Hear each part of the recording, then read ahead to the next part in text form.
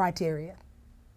Board Chairman Dr. S.M. Corson responded that the board's guidelines were already fairly broad. He pointed out that approvals were routinely given for young girls for no reason other than the board's speculation that they might likely one day engage in immoral behavior without the capacity for being wives and mothers. At that point, Weber publicly scolded the board and told them that they should either increase the number of sterilizations or quit. From its beginning, Planned Parenthood always had powerful ties to the American eugenics community. In fact, in many places they were often one and the same. For example, when the first birth control clinic was opened in Arkansas, it was operated by the Arkansas Eugenics Association and overseen by a woman named Hilda Cornish.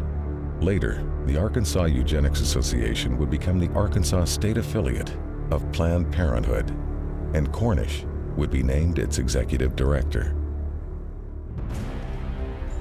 During the 4 months that American Birth Control League director Lothrop Stoddard was in Nazi Germany, he not only met with Hitler and SS chief Heinrich Himmler, he also attended one of the Nazi eugenics courts.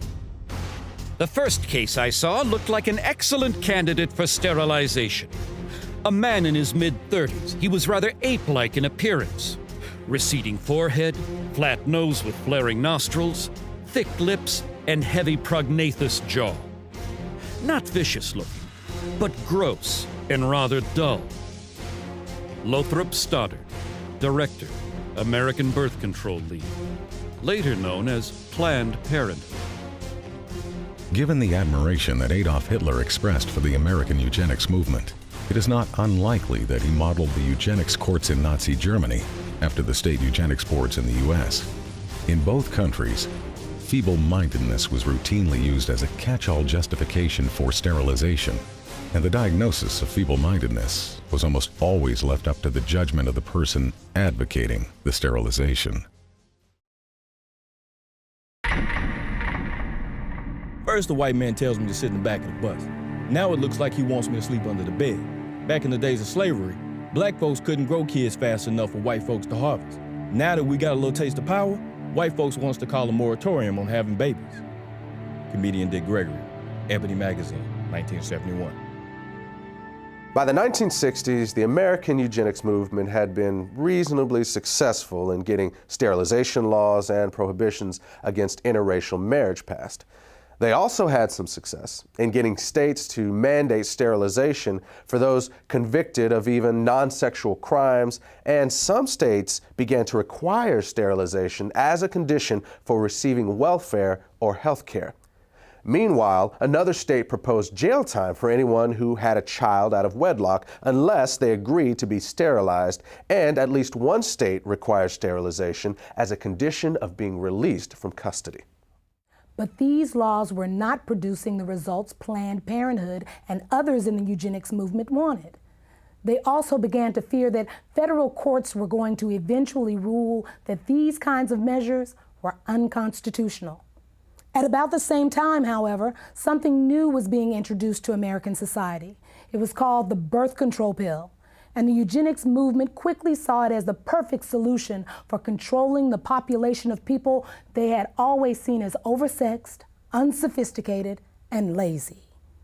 But what they would eventually discover is that while the pill was enthusiastically embraced by whites, it was generally rejected by blacks, despite the fact that Planned Parenthood focused its marketing on the African American community and located the vast majority of its facilities in black neighborhoods. What Planned Parenthood and the rest of the eugenics movement did not count on was that many blacks did not want to reduce their numbers. In fact, they saw high birth rates as the most effective way to increase their power in the American political system.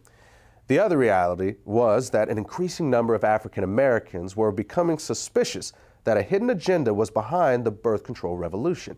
Even those who once supported the idea of population control were beginning to sense that it actually meant black population control.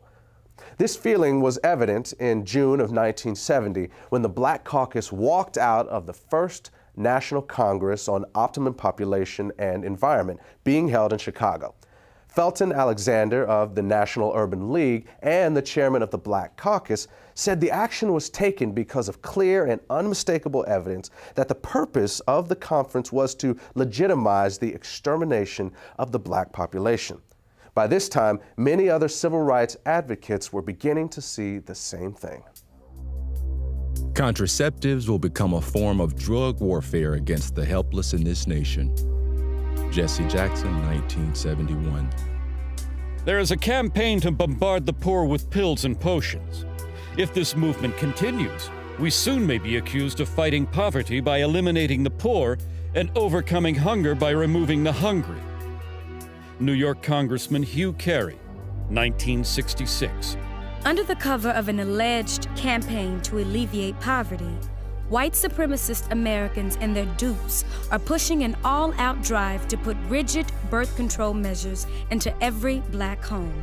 No such drive exists within the white American world. Black Unity Party, 1968. Birth control and sterilization in the wrong hands would be more deadly to Negroes than all the tanks, riot guns, cattle prods, billy clubs, and shackles we have overcome in the past. Dr. Leroy Swift, obstetrician, gynecologist, 1968. As it became clear that a growing number of African Americans were connecting the dots between birth control and black genocide, eugenics organizations began calling for the U.S. government to add birth control chemicals to the nation's food and water supply. It was even suggested that this strategy could be specifically targeted at urban neighborhoods. This idea was widely embraced in the eugenics movement and taken seriously enough by the government to be discussed at a 1969 meeting at the United Nations.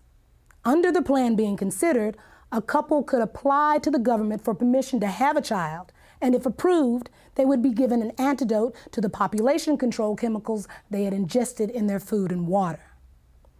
Interestingly, the idea that government should have some sort of licensing agreement to regulate who would and would not be allowed to give birth was not a new one. In 1934, Planned Parenthood founder Margaret Sanger had proposed that the U.S. government implement a system in which women would not have the legal right to have a child without a permit from the government, and that these permits would only be good for one baby.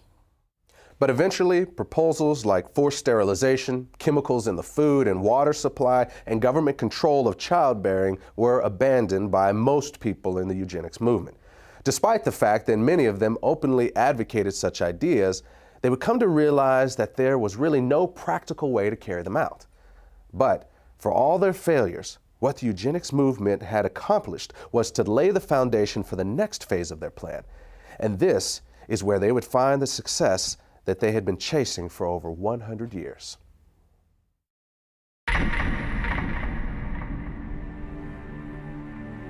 What would you say is now the #1 cause of death in the African American community? Heart disease. Oh, HIV/AIDS.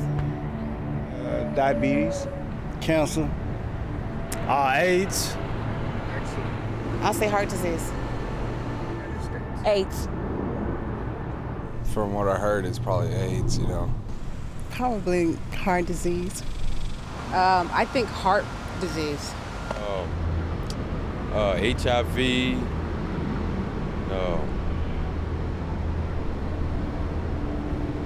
Gang violence. What if I told you the real answer was abortion?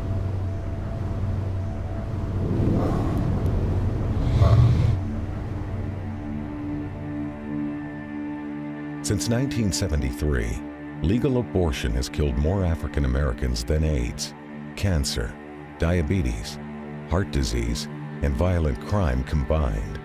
Every week, more blacks die in American abortion clinics than were killed in the entire Vietnam War. And the largest chain of abortion clinics in the United States is operated by Planned Parenthood.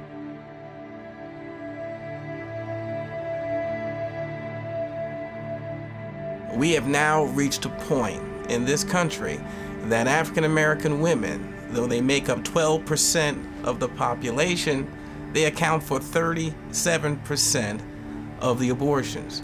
An African American baby is almost 5 times more likely to be aborted than a white child. The abortion industry at this point kills